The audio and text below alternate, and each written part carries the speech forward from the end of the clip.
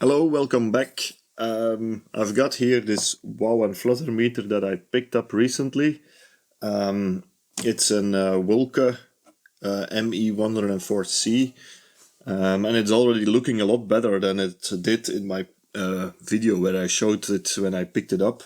It was extremely dirty, but I managed to clean it up quite well actually. It's looking very pretty right now.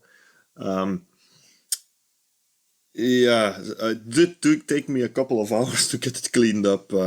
I can put a couple of pictures on the video here to show you how it looked before, but it was, yeah, incredibly dirty. I was surprised how much dirt there was inside. The outside was basically completely caked with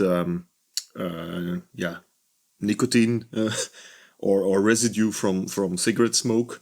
And the inside was completely filled with black dust. I had no idea where that came from, but yeah, it took a lot of time to clean it up, and it actually turned out really pretty, as you can see. And here also the case also came out really nicely actually.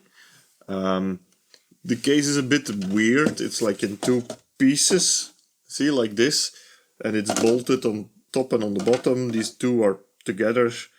It's plasticky and it's not great, not very sturdy, but okay.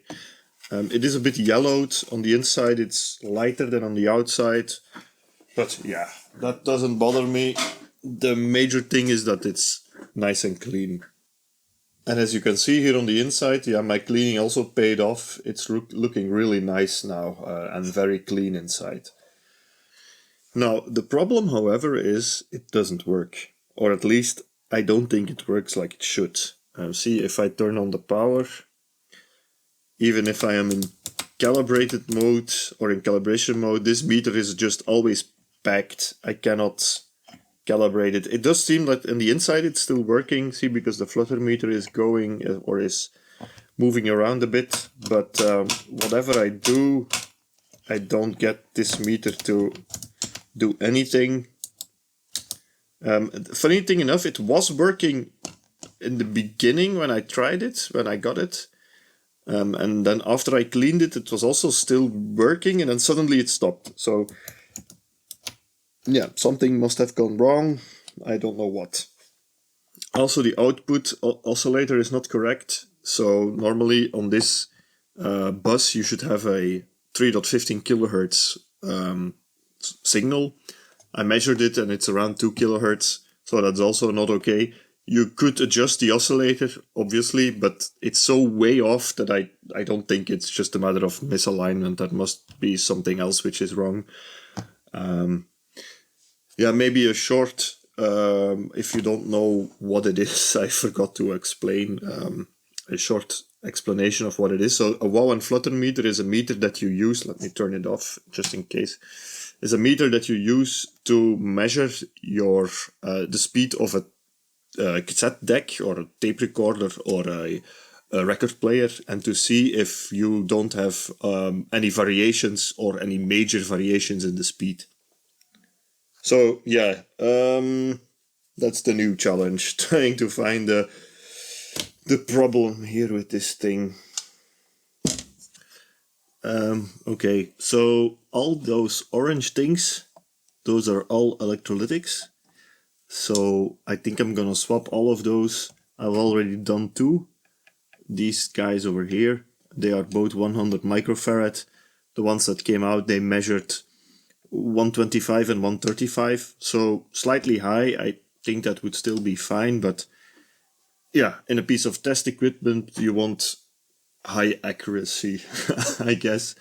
So these have been swapped, and I'm now going to continue do the rest. So we have quite a bit of them actually, and then here you have some regular electrolytics as well in the power supply.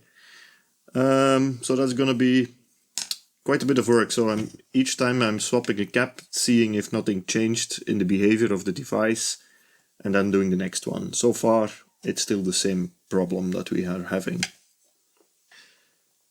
See, so this one which I just pulled is a 4.7 microfarad at 63 volts, and it tests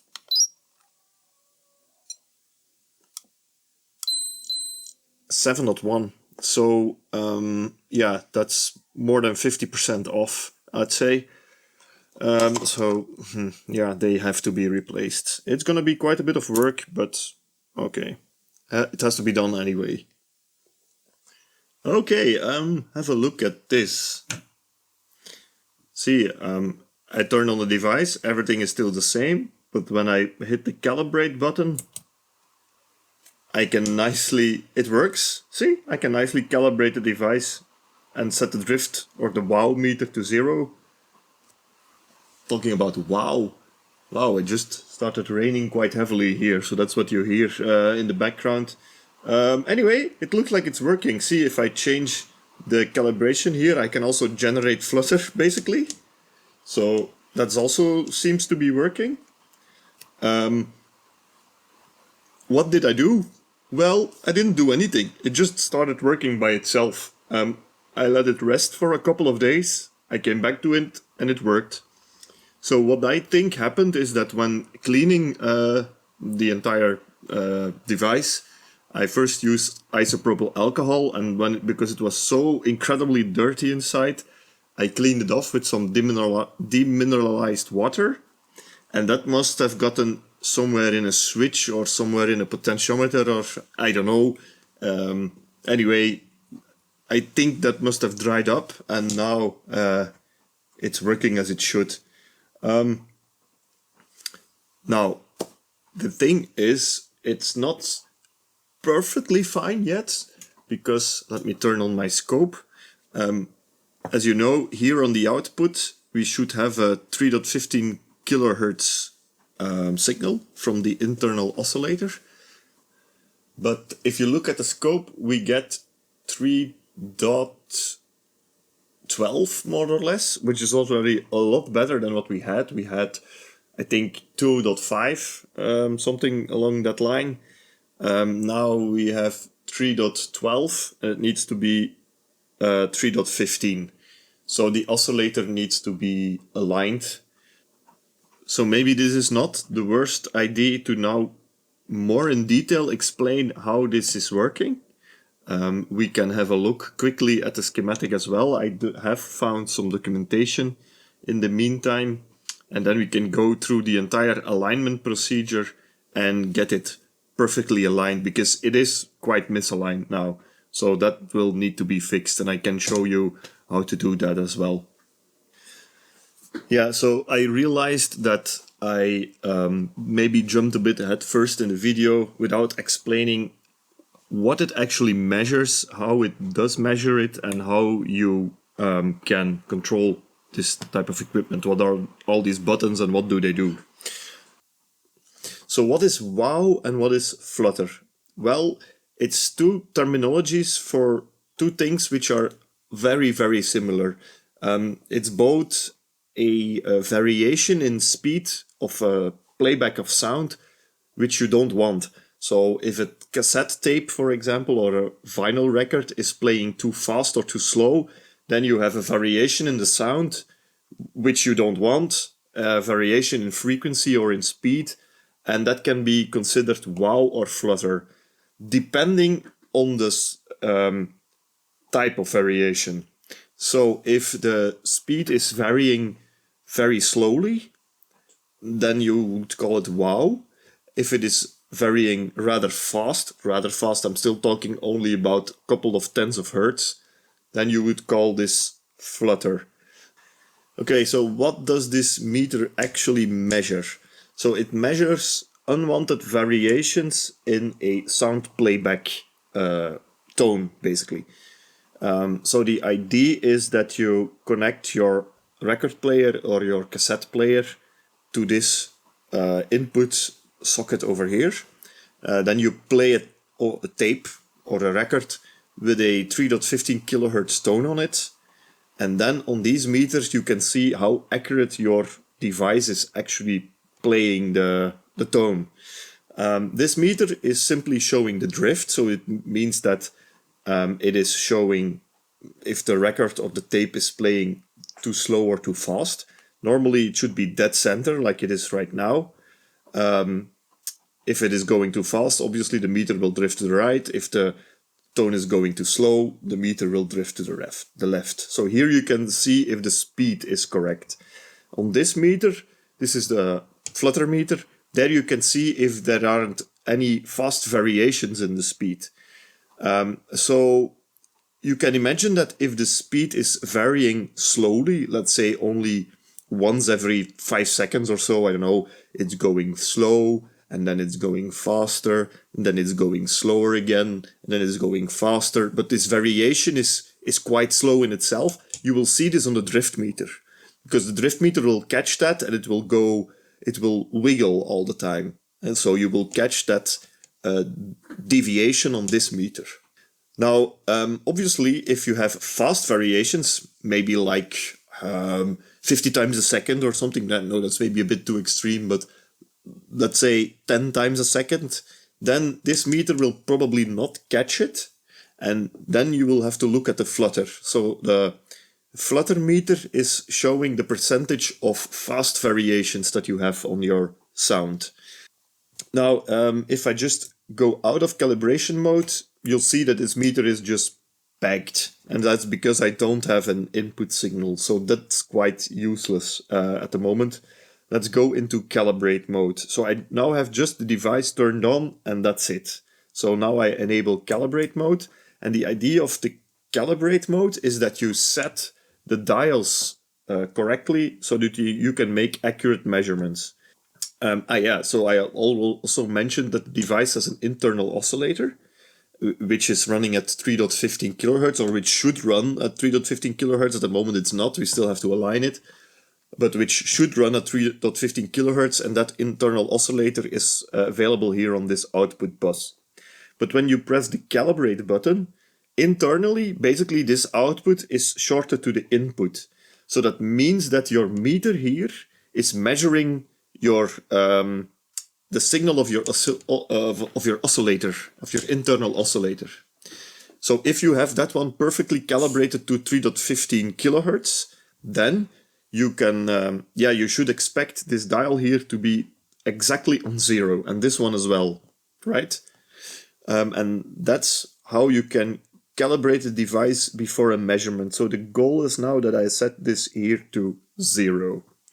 Obviously, the device is now not correctly calibrated because we know that the oscillator is not yet correct. So I have now calibrated it for 3.12 kilohertz, I think, instead of 3.15, but okay, let's tackle that one later. So that's the goal, that you do this before you do any measurements with this device.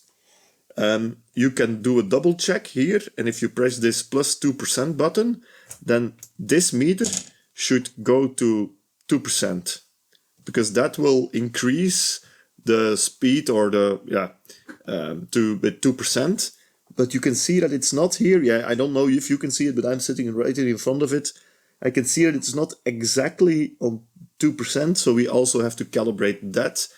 We don't have a button here on the front to do it. There is a potentiometer on the back to do that. Same thing with this here, this plus or minus 0.3%. That's a button that you can use to calibrate the flutter meter. So if we push that one, we are now here on the scale of 3%. So these 3 buttons here, they set the scale of the flutter meter. So I won't be able to see it. So let's go to 1%. Still not seeing it. Let's go to 0.3%. And that should normally completely peg the meter, because now I have a scale of 0.3% and it's not. So that means that we also need to calibrate this. The flutter meter is also not correctly calibrated. And there is also a potentiometer on the back to calibrate here this 0.3% of the flutter meter as well. So we also need to do that.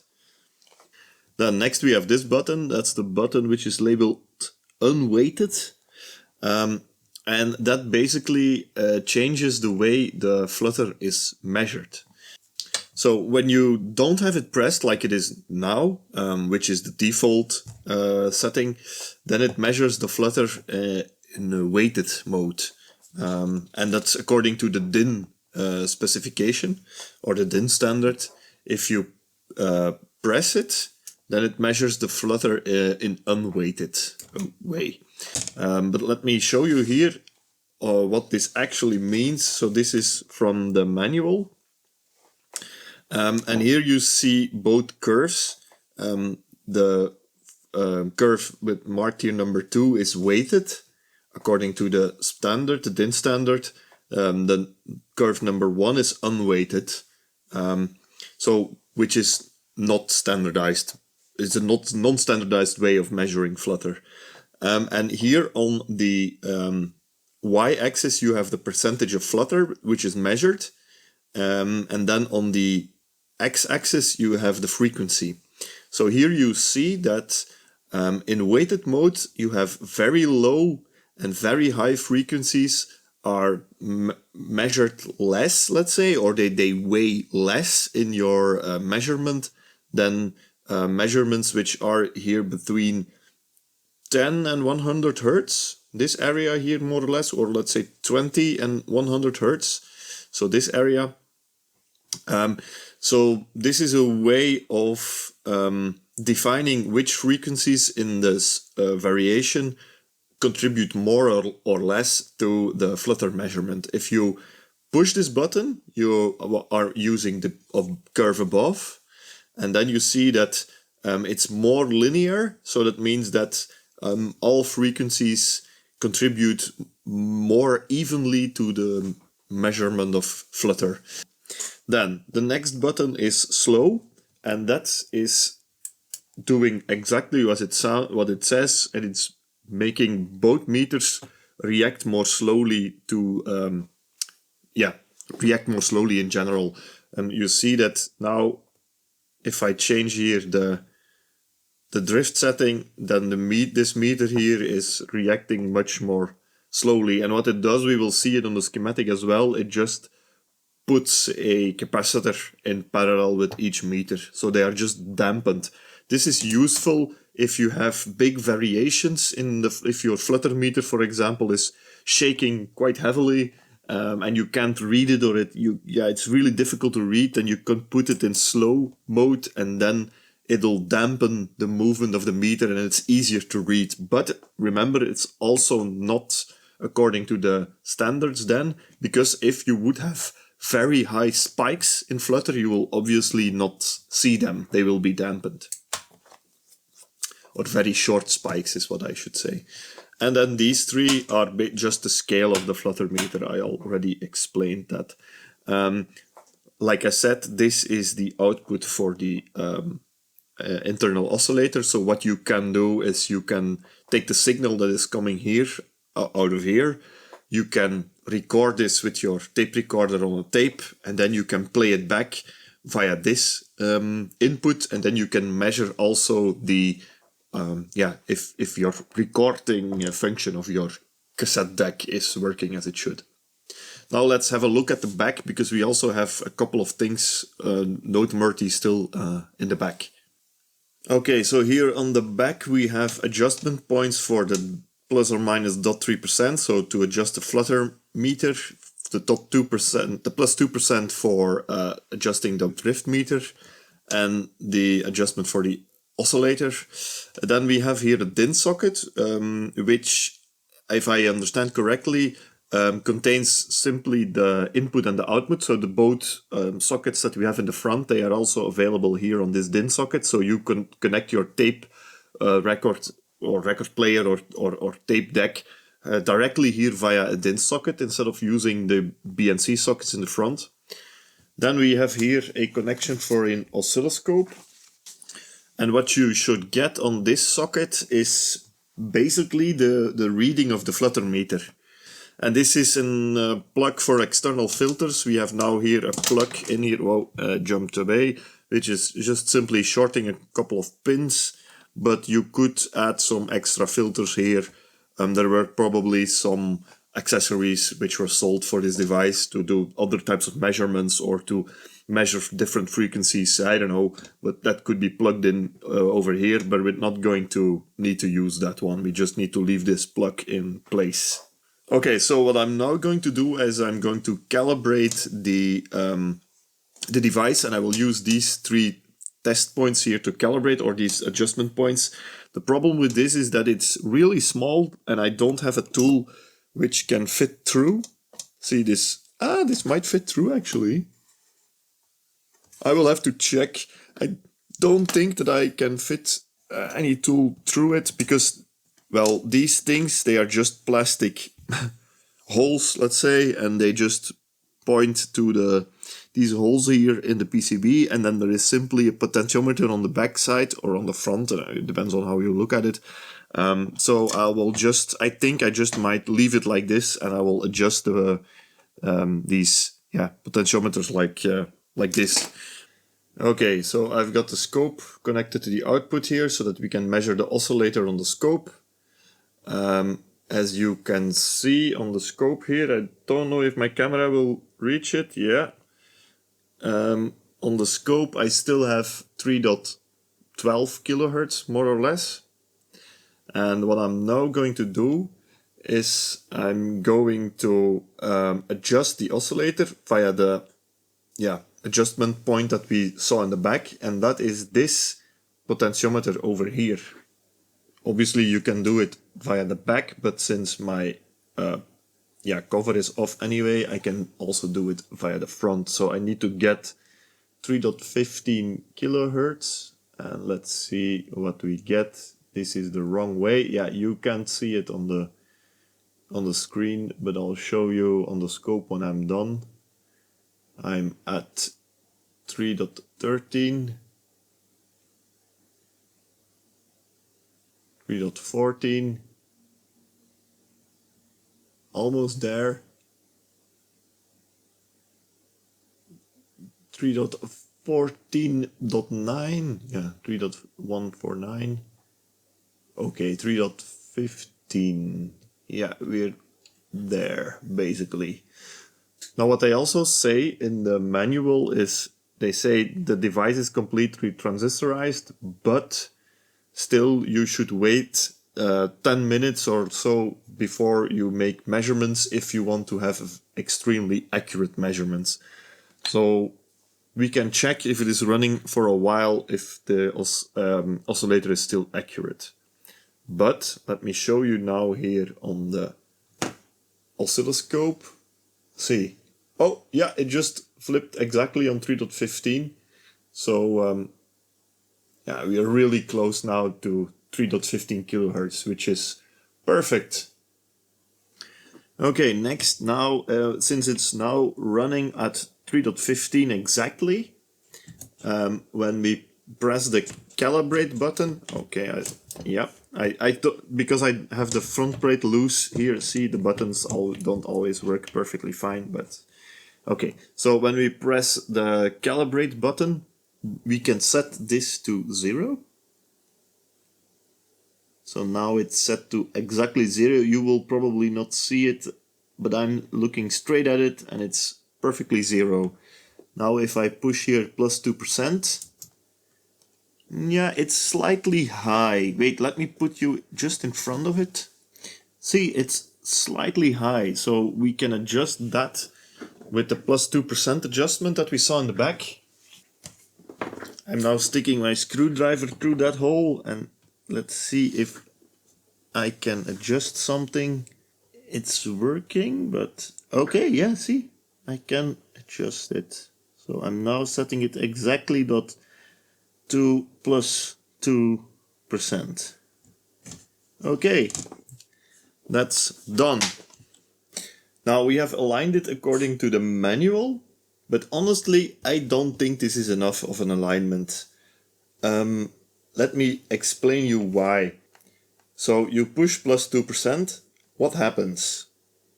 What is happening actually inside the device is that the oscillator is being increased with 2%. So the speed of the oscillator, the frequency of the oscillator is increased with 2%. And then what you are doing here is adjusting your reading on the meter so that it says plus 2%, right? So that's what we are adjusting. What if the oscillator is not actually being correctly increased with exactly 2%. Let me show you. So, see, that was the oscillator that we adjusted. It's almost at 3.15. If I push the 0.2% button, see, it goes to 3.215. Whereas normally, if I calculate it correctly, it should go to 3.22 or 3.218 or something like that. I don't remember correctly. Okay, I just did the count again. It should be 3.213 and not 3.216 almost. So it's not completely accurate. Now, it is possible to adjust this. There are lots of potentiometers inside that we can use to adjust. But for that, I will have to show you the schematic a bit more in detail to explain you what we need to adjust and where it's located. Okay, so there is no schematic available for the exact model of the ME104C. However, there are schematics available for other models which are very similar, and I found these on Radio Museum. So this is the one which is probably the closest, because it's the ME104C, and that is basically from the same model year. It's just different. It's from the same year, very close in design, look and feel. The only difference is that this one has a couple of extra features. We can go over those as well, which this one doesn't have. The 104C is a more limited model compared to the 102C. Okay, so we can use that one definitely. Then this one is the 102B, and that is the older version from the 102C. So it's a couple of years older, but honestly, I haven't found any differences in the schematic or in the circuit yet. Maybe there are some components which are different or some values, but it's extremely close. I haven't found any differences yet. So we can use any of these two schematics, I think. There are differences in the external look and feel of the device, the design, but I don't think there are any differences in the circuit itself. And then this is the last one that I found. This is for the ME101, and this is an older version. And this one is much closer in terms of functionality to the one that I have. So this one doesn't have the extra features that the 102B and the 102C have, just like my 104C. So in terms of features and functionalities, these are the same. Probably this schematic over here is, in terms of functions, it's exactly the same as what I have here. However, this is a design which is made fully with germanium transistors. So everything is swapped around, because I think most of the transistors in here are PNPs. I think all of them are PNPs, and in this design and the device that I have, everything is NPN, so everything is swapped around. So if you want to look at this from a functionality point of view, this is the best schematic to use.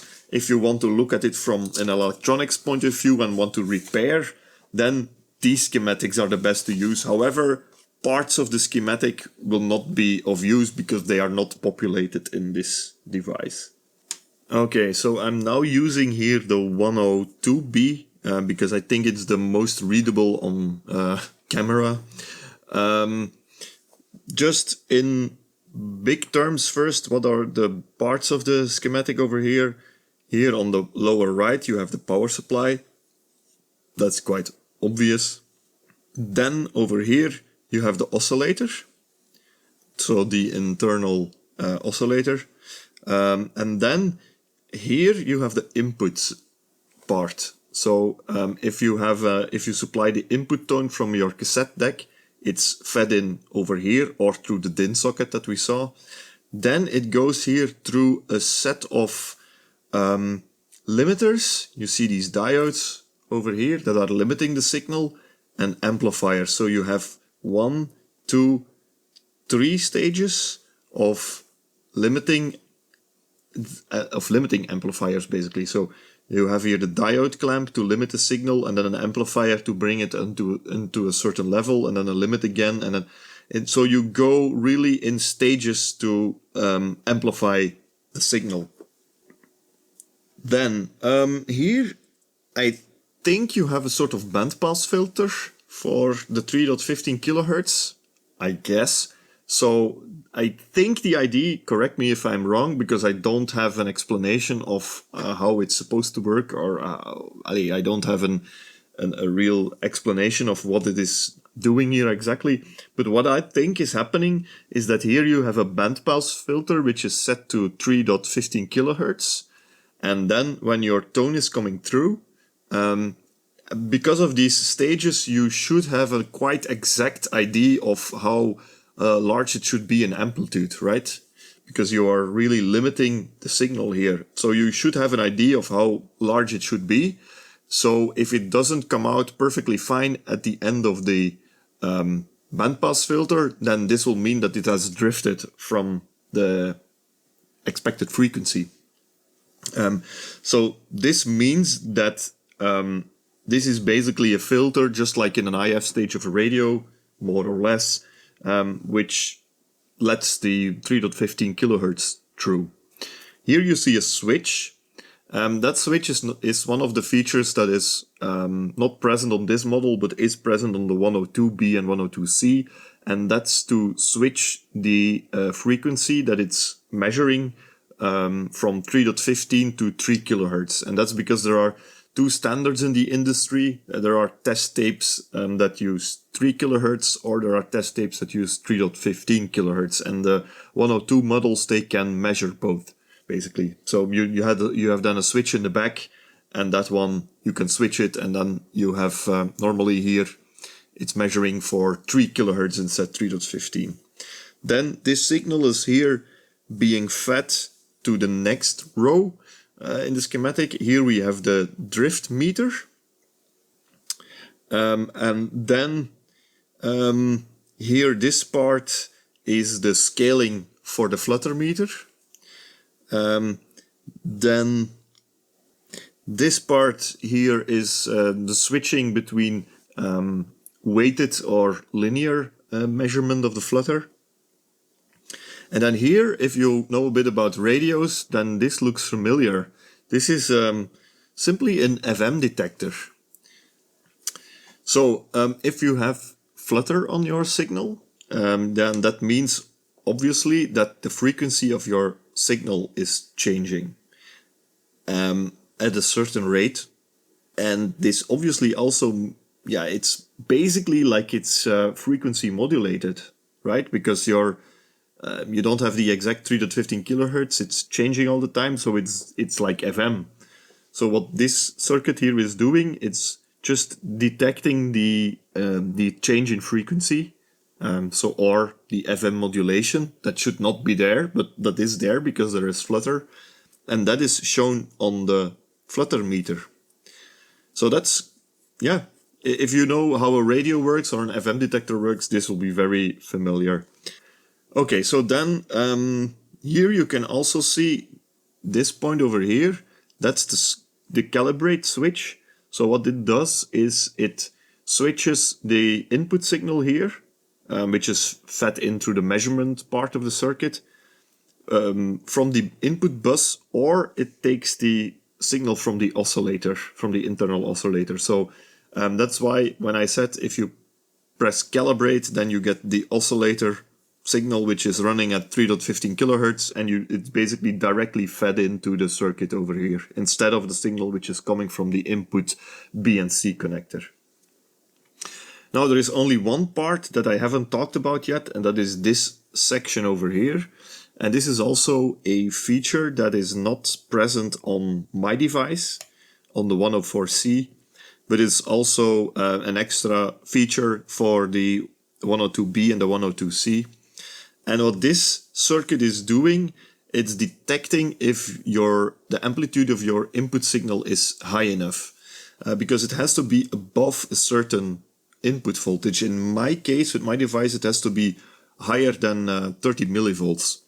Because, yeah, to give an accurate or a reliable measurement.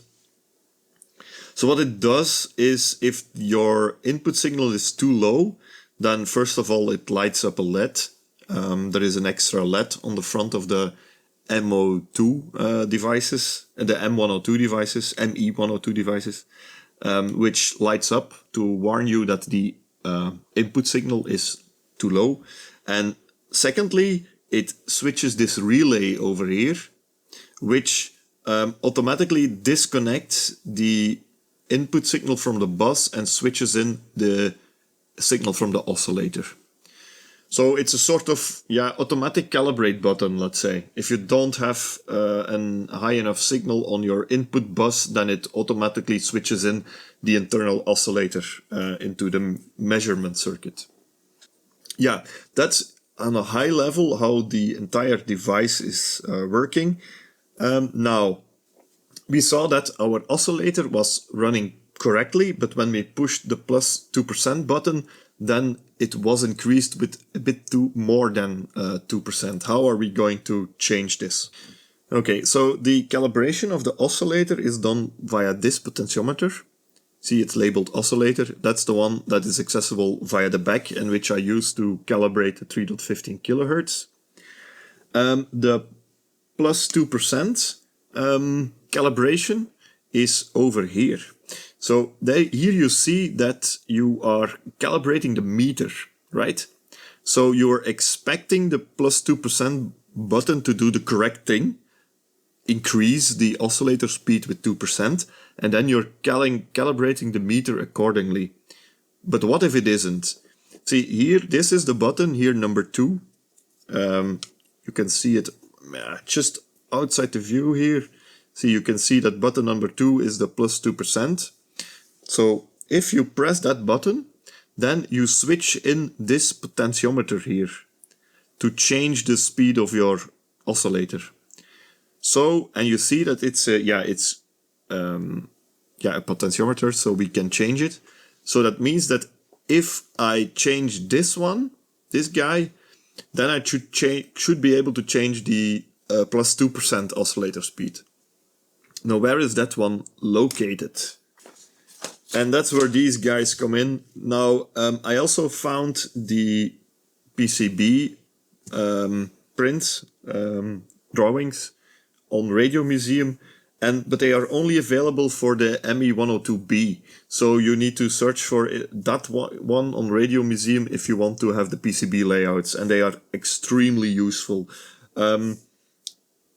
They are identical to the one, as far as I can see, they are identical to the 102C and the 104C, except obviously for the 104C, the circuits that I mentioned earlier, they are not populated on here, of course.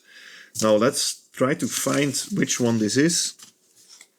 So this potentiometer over here is R414. And we're gonna start looking over here because that's the board with the oscillator. R414, it's that guy over there. See? So I'm going to try to adjust that one and see if then I can, calibrate the plus 2% of my oscillator as well. And the potentiometer I'm talking about is that guy over there. Okay, so my oscillator is still humming along nicely at 3.15 kilohertz. You can also see it over here. Let's push the plus 2%. And it goes to 3.216. And it should be at 3.213. So let me see if I can adjust that potentiometer and if it will change something. It's going higher. That one is going lower. Yeah, it's going lower. Let's set it to 3.213. Almost there.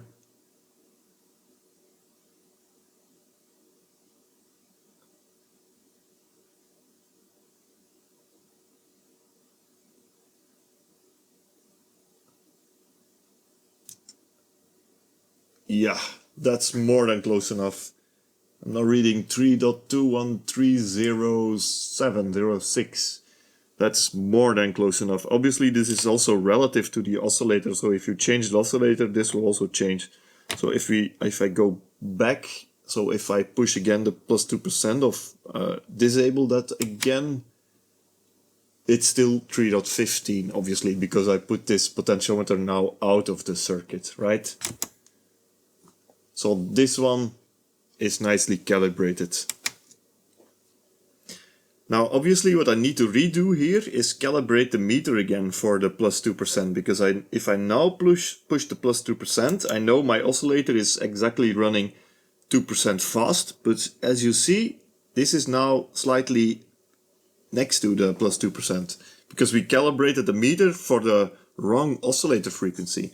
So I'm just going to now adjust here via the one in the back again, if I can find it.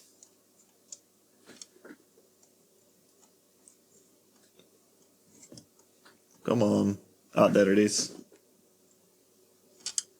See, I'm just going to adjust that one again until I have exactly plus 2%. And that's done. Alright. Great. So, obviously we can also now double check the drift meter or the calibration by connecting the signal generator here to the input. And I have my signal generator here now set to 3.15 kilohertz, 1 volt peak to peak. And if I enable the signal generator, we'll see what we get. Perfectly dead on center, so that's great. Now if I increase the frequency to 3150 Hertz plus 1%, that's 3181.5. So let me enter that in the signal generator here. 3181.5 Hertz.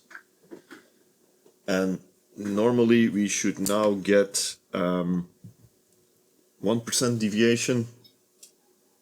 Indeed, spot on. Yeah, we can go ahead and do the same thing for plus 2%, plus 3%, whatever. I can also just manually increase here. So this is 82, 83, see? Now manually increasing the signal generator. So let's take, for example, minus 4%. So 3150 times 0.96 is 3024. Let's take that. 3024 Hertz. And yeah, we see it's starting to deviate. So we have here, what is this, 4.1% instead of 4% slow. So yeah, the more you get into the extremities of the meter, the less accurate it gets. Let's check maybe plus 4%. So 3150 times 1.04, 3276. Let's put that in the meter. 3276 Hertz. And that one is spot on. Okay, so how do we calibrate that? I'm now sending in a signal which is 4% slow, so that's 3024 Hertz, so 3.024 kilohertz.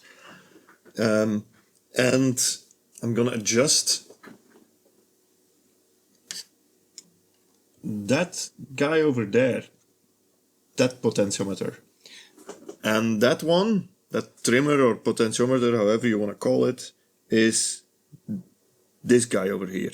So this is the dial in the front, and this is an additional potentiometer in series, and this is the plus 2%. So we're gonna play with these three guys and see if we can get it correctly all over the scale. So I'm going to try to put the camera here straight in front of it. It's not easy. And so I have 3 potentiometers to adjust. That's the one that I just showed. Maybe let's try that one first. Okay. Now that's spot on. If I now do 3.15 kilohertz again, obviously we have slightly drifted. If I go 4% high, which is 3.276 kilohertz, we are much closer. So, okay, let's, maybe we can adjust the 2% again. Let's go here back into calibrate, plus 2%. See, we are slightly off there now. So I'm going to adjust the 2% again. So let me just play with these 3 potentiometers and see what I can find here, because it's going to be a bit of trial and error. Yeah, so this is the best I can get it. See, if I put it to 3.15 again, I'm spot on 0, but if I go to minus 4%, then see, I am below. And if I go to plus 4%, I am also below. And according to me, that means that the transformer in the preceding stage is not completely correctly aligned. So I think we are then talking about this transformer over here, and that is that guy over there. Yeah, so let me see if tweaking that transformer helps it a bit, because what we could do maybe is now set it to 4%, which it should, and then if I go to 3.15 again, obviously it will be off. See, I'm slightly off. What happens now if I tweak this transformer? If I can reach it? Well, definitely not with this tool. So this is a wild guess. I don't know what is going to happen here. Oh yeah, see? It's doing something. But yeah, so I was right. With this transformer that I adjusted, I managed to get it closer, but still not spot on. But it's closer, it's better. So this is plus 4%. When I go to 0, then see, I'm slightly off. I'm only half a, no, no, what is this? 1%, that's like 0.1% maybe off.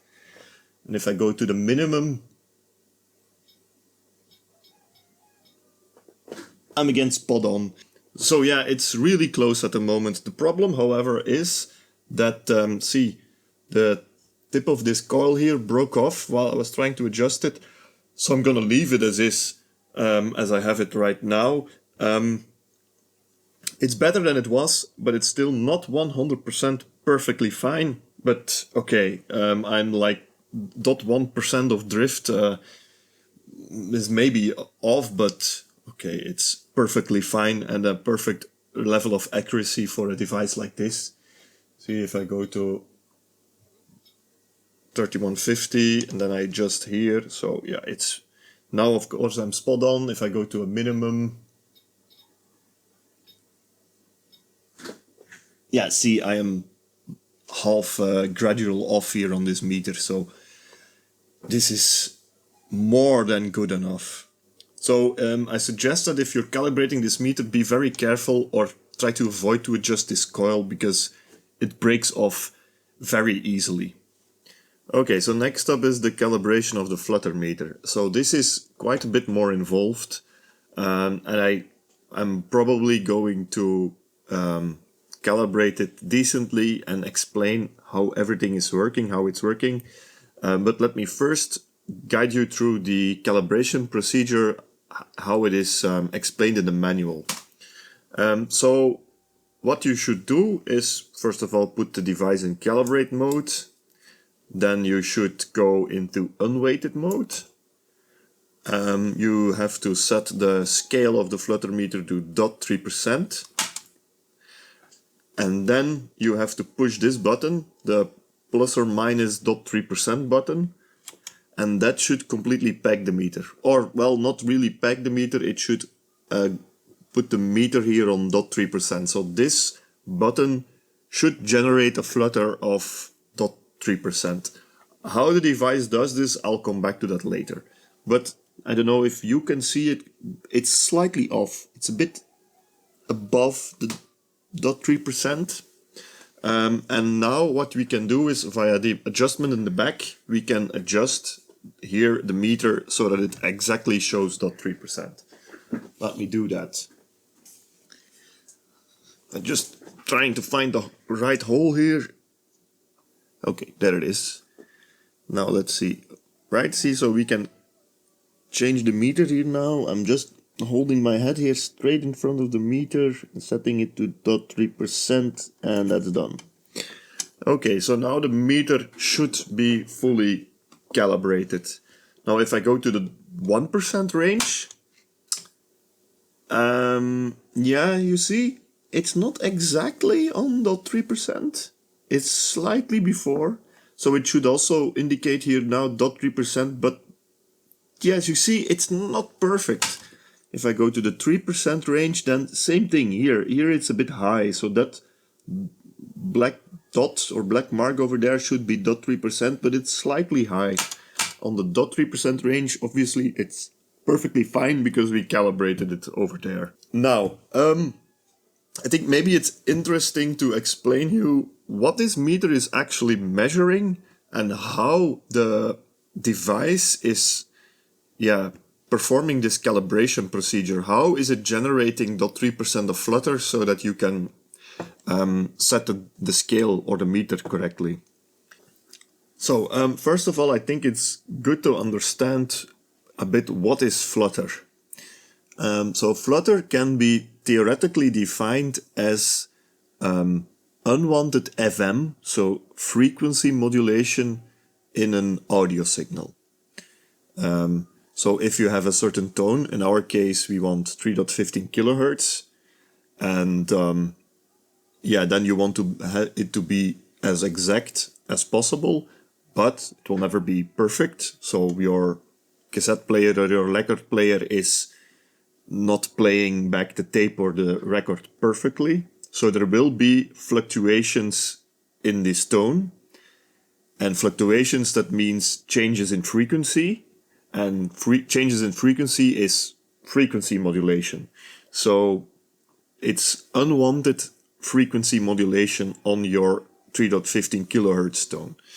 So there are two things. So imagine that you have in your cassette deck, you have a certain motor which is behaving badly, or a cogwheel or a belt or whatever, and it's causing fluctuation in your frequency, let's say every 10 times a second, because this motor is running at 10 hertz or something. I don't know, I'm just making something up here. So this is causing a disruption or a fluctuation in the tone 10 times a second. So we have, let's write that down. So we have 10 hertz as the frequency, let's say, at which the distortion or the fluctuation occurs. So that's that. And then we also need to know how big is the fluctuation. So I mean, we want 3.15 kilohertz, but how far is it deviating from this 3.15 kilohertz? So imagine maybe that it's the tone, so 10 times a second, the tone is deviating from, I don't know, I'm just now making up something completely here. Let's say it's deviating from 3125 hertz to 3175 Hertz. So while normally we want to have 3150, right? But it's deviating 25 Hertz in each direction. So we have a deviation of 50 Hertz. Okay? So 10 times a second, our 3150 Hertz tone is deviating from 3125 to 3175. Okay? You can already see that these are the two parameters of FM, so of frequency modulation. This is the FM frequency, and this is the FM deviation, right? Well, that's not completely correct what I'm saying here, because we have here a complete spread of 50 Hertz, so the FM deviation is half of that, and so the FM deviation is 25 Hertz, sorry, 25 Hertz, okay? Now, how far are we deviating exactly from this tone? Let's forget about the 10 Hertz frequency here at the moment. Let's just check how far we are out of this 3150. So it's quite simple. What we do is we take here our deviation, which is 25 Hertz, divided by 3150 times 100 equals, where is my calculator? So 25 divided by 3150 times 100 is 0.79%. So if we put in a signal like this, we should measure a flutter of 0.79%. Okay? Now, where does this frequency come into play?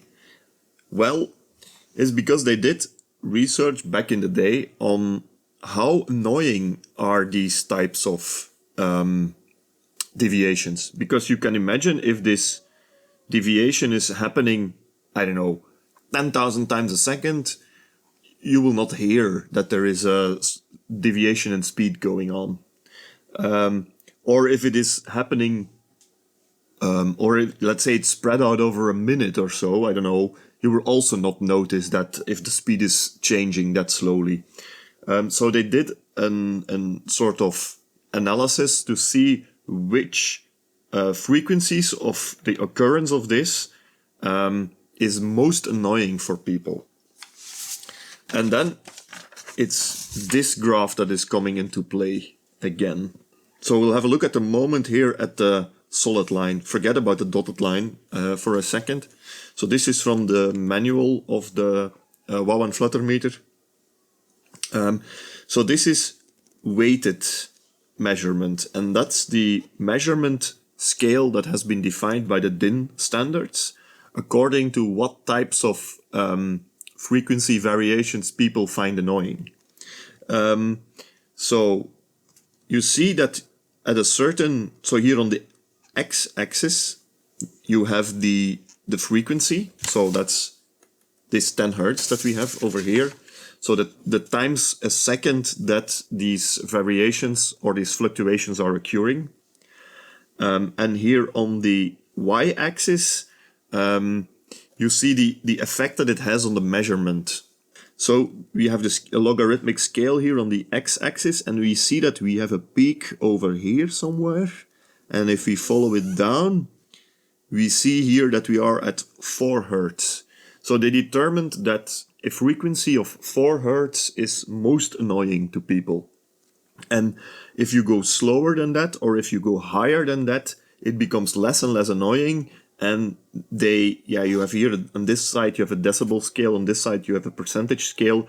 So the impact on the flutter measurement should be less and less and less if you go higher or lower in frequency. So we set 10 Hertz, right? So 10 Hertz should be over here somewhere, right? And we are at, let's say 96% more or less. Yeah, 96%. So we should still, if we really want to have our flutter measurement, then we should multiply this by 0.96. So we have 79% multiplied by 0.96. I think I read the scale wrong, because see, this is also a logarithmic scale, obviously, because we have a dB here. So 10 Hertz is, so every line here is 5%. So we are at, see that this line is 75, 80%. Yeah, we are at 80%. So we should multiply 0.79 with 0.8. And yeah, it's not a difficult calculation, but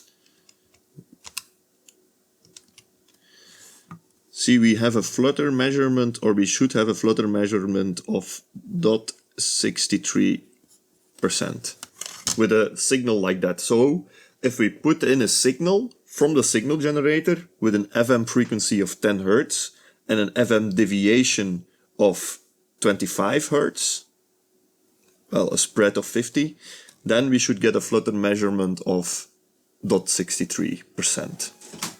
Now let's do that actually and see what we get. We have an FM frequency. Let's put that to 10 Hertz. And then the deviation. It's difficult to see with the camera in the way, but okay. Let's put the deviation to, like we said, 25 Hertz. Okay. My amplitude is still 1 volt peak to peak. Oh, my frequency is wrong. Well, I've been playing with it. Let's just disable the modulation. 3150 Hertz. Okay. So we have FM modulation, 10 Hertz frequency, 25 Hertz deviation. We have a center frequency of 3.15 kilohertz and an amplitude of 1 volt peak to peak. And then if my calculations are correct, we should measure 0.63% of flutter. So let me just go out of calibrated mode. I'm also going out of unweighted mode because we are measuring according to the graph that I just showed you. Let's also disable this. So 0.63, maybe we can already immediately go to the scale of 1%. So we should measure 0.63%. And let me enable the oscilloscope, the signal generator here. Look at that. I love it when math and reality comes together. See? So I'm reading here. So that one is 0.7. That means that every line is 0.2. So I'm reading here like slightly above 0.3. So it's 6.35 or something that I'm measuring here. Hey, I love it when you can calculate something on paper and then you can see in practice that it's matching with what you calculated. And I didn't cheat. I didn't calibrate or change or tweak anything. Yeah, really cool. Now, something else that I can show you is the BNC output on the back for the oscilloscope. So I have my oscilloscope now connected to that output, and that should also show you a representation of the flutter. And let me show you what I get over there. And indeed, there you can see that it's the demodulated tone that we have over here. See, we have the 10 Hertz tone. So the FM frequency that we get over here, because yeah, as we saw in the schematic earlier, this BNC output is yeah, taken right after the FM detection on the flutter meter.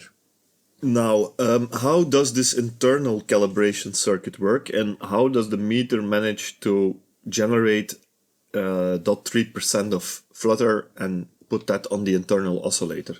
For that we will have to look at the schematic. So maybe when we were discussing the schematic earlier, I glanced a bit over this fact, but maybe you noticed is that we have here a transformer with two secondary windings. The top winding here is simply the power. See, it goes into the bridge rectifier and into the transistors over here. But this bottom winding is something else. Now, what is it used for? Well, what they do is they take here the AC signal from this bottom winding. So that's a 50 Hertz signal, right? Because your line frequency here in Europe is 50 Hertz. And they take that 50 Hertz signal, and if this button is pushed, that's button number 3, which is the, here it is labeled as 0.1% because of on the 102 meter, this, it has a lower scale. See, it only goes to 1% in total. So you have buttons of 0.1, 0.3 and 1%. With my device, it's 0.3, 1 and 3%. Anyway, when this button to go into the calibration mode for the flutter meter is pressed, then this signal here is fed into the oscillator. And what they are basically doing is they are modulating this frequency, this 50 Hertz frequency, onto the oscillator. And they are changing it to a square wave. I think that's these diodes over here that are doing that. I'm not completely sure, but in any case, they are taking a 50 Hertz square wave, modulating that on top of the oscillator as FM. And that's how, and then when you push the calibrate button, obviously this signal is fed in through the meter, and then you can measure this as flutter. And you should be able to measure this as exactly 0.3% of flutter. Now, obviously, we can go back into calibration mode.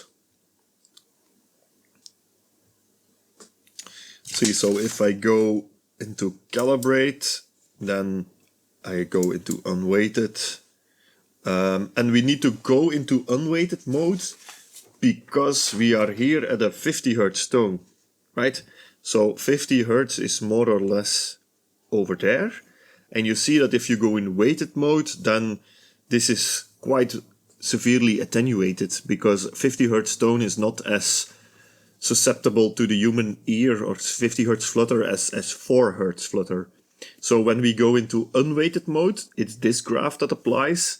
And then you see there is basically no attenuation from, let's say, 2 Hertz until 120 Hertz. So this entire range here is not attenuated.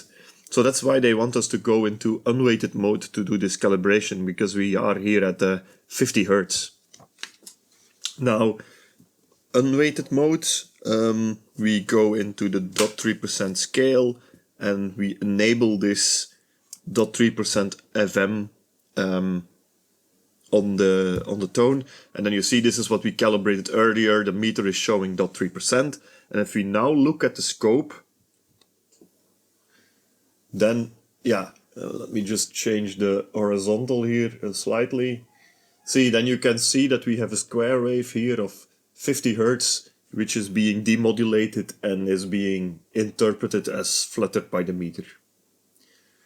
Okay, so I think that's quite a funny way of doing it, or an original way of using the 50 Hertz line in or the line frequency to generate a predictable amount of flutter. That's actually quite nice. Okay, now what if we want to have exactly 1% of flutter? Then first of all, we can use 4 Hertz as a FM frequency, because as 4 Hertz, then we shouldn't have any attenuation because of the weighted or unweighted mode. So let's take 4 Hertz, okay? Then if that is already out of the equation, we need to make an FM deviation of 1%. So that means that we will have an FM deviation of 31.5. Because that's 1% of the 3150. So if we use these parameters, then the meter should read 1%. And I think I'm going to use that those parameters to calibrate the meter in the 3 different scales. Okay, so let's set here the FM frequency to 4 Hz.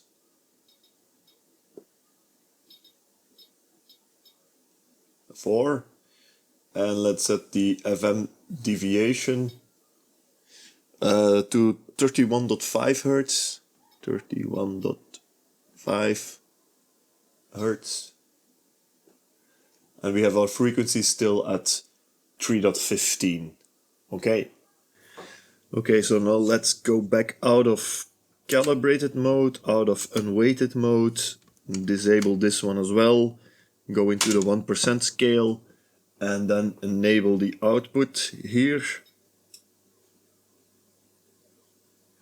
See, we are more or less at 1%. It's a bit low.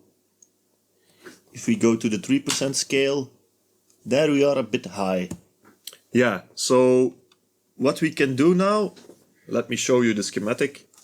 So this part of the schematic here are the switches which control the range of the meter. So your signal is coming in from here and it's fed through this potentiometer. That is the adjustment on the back for the calibration of the flutter meter. So in our case it's the 0.3% that we adjusted earlier. That potentiometer is this guy over here. So that one is always in the path. So with this guy you are influencing the 3 scaling ranges at the same time. Okay? And if you put the scale to 0.3%, this switch here is closed and you simply follow the path like this. However, if you put the meter into the 1% scale, then this switch over here is closed and you go like this. You pass here through this potentiometer and you go like that. If you put the meter into the 3% range, then the path passes through these 2 potentiometers and goes like this. So the order in which you want to calibrate these or align these is first this one, then that one, and then that one. Because if you do it the other way around, then yeah, they will again influence your path that you have already calibrated. So in the original manual for the flutter meter, they only talk about these guys, this guy, because that one is accessible from the back. These 2 here, they are accessible internally. So I think I'm going to tweak these so that they read correctly, that the meter reads correctly in these scales as well. So let's first start with the 1% scale. So I'm going back here into the 1%. The signal that is being sent in is still the same signal, so we should have 1% of flutter here, but we don't. We are slightly below. And the potentiometer that we're gonna adjust is this guy over here. Okay, so I tried to put you as straight in front of the meter as I could, but it's not easy. Now let me just find the potentiometer here that we need to adjust. And if my calculations are correct, this should influence the reading. Indeed, that's a bit too far.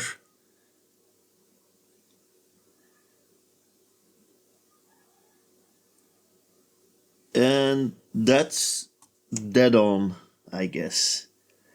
Yep. Okay, now let's go to the 3% scale. Now this one is a bit too high. For the 3% scale we need to adjust the other guy. So that's this guy, the right one. That's R317. And let me see. I think that's dead on like this. Let's go back to the 1%. Yeah, obviously that's still unchanged. Great.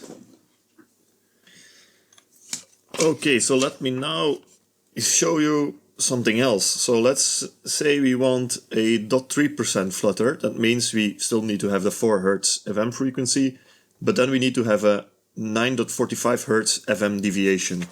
So let me switch that on the signal generator. So 9.45 Hz. Bam. Exactly spot on 0.3. If I go to the 1% range, exactly spot on 0.3.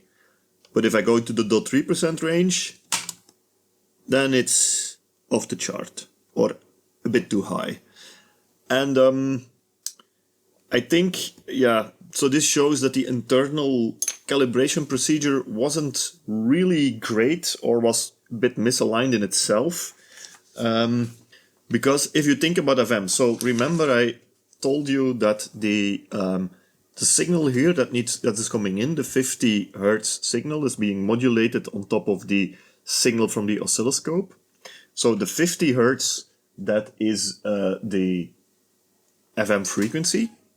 But what is the deviation? Well, the deviation is determined by the amplitude of the signal. And you see, we also have a potentiometer over here, which influences the amplitude. So if this is not calibrated 100% correctly, then you will get a deviation, which is not correct, and your meter will also be off. So what I'm going to do now is because I know now that I'm sending in with my signal generator 0.3% of flutter. So we're simply going to adjust this 0.3% potentiometer again. That's the one that is accessible through the back. I can also access it here from the inside. It's a lot easier. Yeah, it is that guy over there. So I'm going to adjust that one until we get here the 0.3%.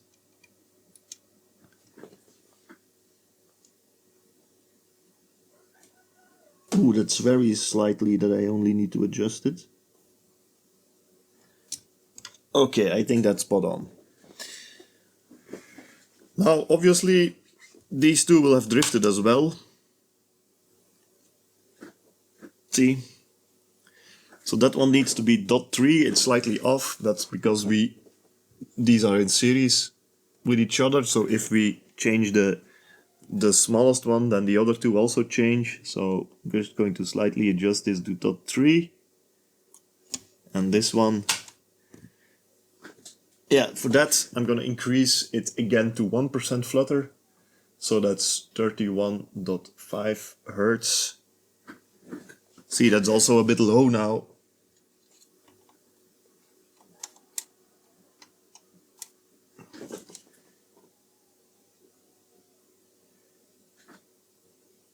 Okay. Let's check what happens if I put in 3% flutter, so that's 94.5.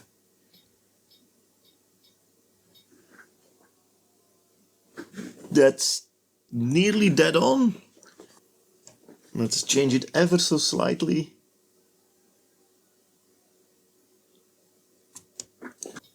Back to 31.5. Yeah, that's spot on. Great. That's also 1% spot on. And if I go to 9.45, which is 3%, also spot on. Awesome. I think we have calibrated the entire device.